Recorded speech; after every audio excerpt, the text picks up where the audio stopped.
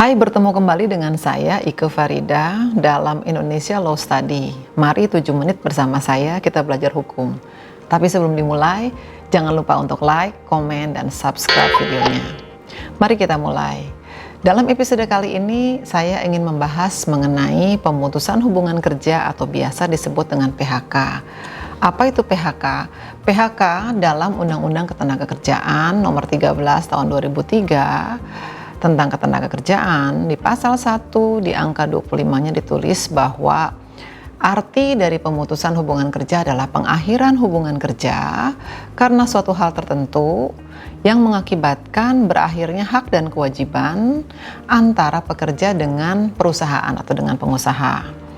Nah, PHK ini artinya bisa disebabkan oleh para pihak pengusaha ataupun pihak pekerja. Contoh-contoh pemutusan hubungan kerja yang disebabkan oleh kehendak ataupun alasan dari perusahaan adalah salah satunya misalnya perusahaan tersebut sedang melakukan merger atau penggabungan perusahaan atau melakukan akuisisi. Nah, tadinya ada dua HRD, ada dua keuangan, ada dua divisi marketing dan seterusnya ingin digabung.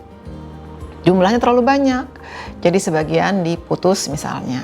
Alasan pengusaha yang lain misalnya, pengusaha tersebut dinyatakan pilot oleh pengadilan niaga misalnya. Alasan yang lain adalah terjadinya likuidasi, tutup perusahaan secara permanen. Dalam hal ini semua pekerja menjadi kehilangan pekerjaan.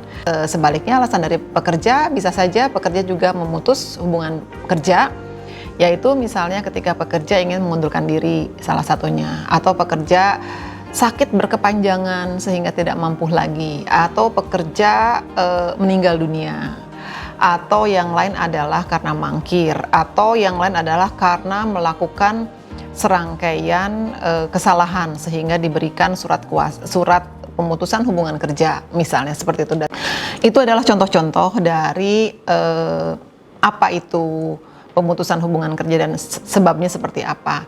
Nah, apabila ternyata hubungan kerja itu sudah diputus, diakhiri, oleh karenanya apa yang harus diterima oleh pekerja, apa yang harus dilakukan oleh perusahaan. Nah, salah satu hak-hak yang harus diterima oleh pekerja itu adalah pesangon. Ya, dalam satu perusahaan, apabila perusahaan tersebut sudah lebih dari 10 orang karyawan, memiliki karyawan lebih dari 10 orang, maka perusahaan tersebut wajib untuk memiliki peraturan perusahaan. Nah, hak-hak pesangon biasanya ada juga ditulis di dalam peraturan perusahaan. Tapi ada juga satu perusahaan yang sudah memiliki serikat pekerja. Nah, mereka perusahaan tersebut biasanya punya yang disebut dengan PKB atau perjanjian kerja bersama. Nah, di situ juga biasanya ditulis tentang hak dan kewajiban para pekerja dan pengusaha dalam hal ketika terjadi pemutusan hubungan kerja. Satu, itu adalah hak yang dimiliki adalah pesangon. Itu ada daftar tabelnya, ya, ada daftar tabelnya. Yang kedua, apalagi yang kedua? Yang kedua, hak pekerja adalah punya hak apabila lebih dari 3 tahun bekerja di perusahaan tersebut secara terus-menerus, maka dia punya hak untuk mendapatkan penghargaan masa kerja, ya. Kemudian yang ketiga adalah kompensasi. Misalnya, kompensasi itu adalah ada cuti, sisa cuti yang belum diambil, itu kita punya hak untuk menerima dalam bentuk uang. Nanti dihitung, dasar penghitungannya adalah dari gaji atau dari upah bulanan kalau kita adalah pekerja bulanan. Nah, yang tadi saya sampaikan adalah pesangon dan penghargaan masa kerja pada saat setelah lahirnya Undang-Undang Cipta Kerja Nomor 11 Tahun 2020, maksimal yang bisa diterima oleh pekerja adalah 19 kali gaji atau 19 kali upah. Kemudian bukan itu saja yang diterima haknya, yang lain adalah juga jaminan kehilangan pekerjaan, ya. Jaminan kehilangan pekerjaan ini ada pelatihan, ada juga dalam bentuk uang, ada juga dalam bentuk akses informasi mengenai pekerjaan. Yang kelima adalah BPJS. Itu pencairan dana BPJS, dan yang keenam adalah asuransi lain, ya, asuransi lain. Nah, kemudian yang terakhir sebelum terlewat adalah berhak untuk meminta kepada perusahaan untuk diberikan vekelaring atau surat keterangan kerja. Nah, sekarang kewajiban pekerja apa?